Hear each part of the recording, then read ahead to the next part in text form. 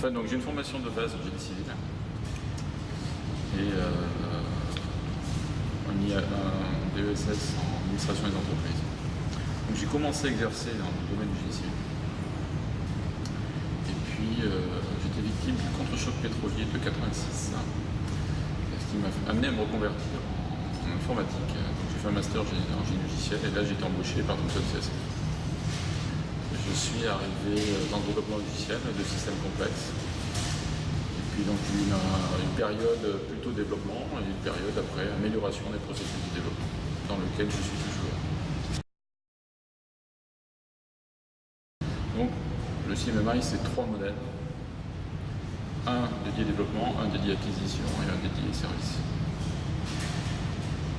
Et l'intérêt d'adopter ça, quand on veut s'améliorer, adopter les bonnes pratiques de l'industrie, ça fait gagner du temps plutôt que de réinventer la roue.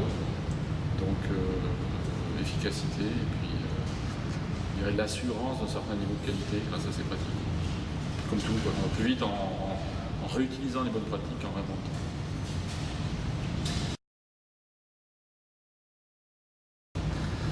Donc le CMMI va plutôt être un outil d'aide à la réduction des risques, notamment si on n'est pas sûr d'avoir forcément les bonnes pratiques, si on pense qu'on a des faiblesses, si on veut se tenir au courant de ce que fait aussi le reste du monde sur ces sujets-là. Et ça va permettre effectivement de renforcer ces pratiques et de réduire les risques sur les projets stratégiques. Donc c'est surtout en ça qui est intéressant.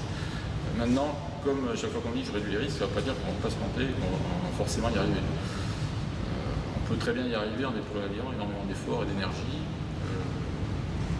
On peut très bien ne pas y arriver, que ce soit avec ou sans CMMI. Comme toute activité, réduire les risques ne veut pas dire facteur de succès. Donc c'est pas l'arme absolue, c'est simplement on se donne les moyens d'avoir plus de chances de réussir. Et cet aspect probabilistique qu'il y a dans le CMMI et dans pas mal de techniques qu'on trouve comme Six Sigma est très important. En fait, on n'éradique pas, on ne garantit pas la performance absolue. Par contre, on diminue les chances d'échec, on diminue aussi le rework, les coûts de non-qualité. Et simplement, déplacer la limite d'un côté, ça permet d'être plus profitable et d'avoir plus de chances de succès par rapport aux concurrents.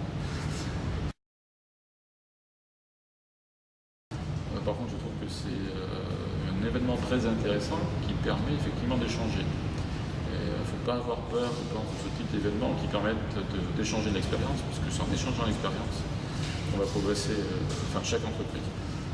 Je dirais, c'est très répandu dans d'autres pays, peut-être en France, ça n'est pas assez, où on accepte de mettre sur la table ses points forts, ses bonnes expériences, ses échecs, pour en faire profiter la communauté, et puis pour aller tous de l'avant. Et c'est vraiment dans l'esprit aussi du modèle CMMI, c'est-à-dire du partage d'expérience.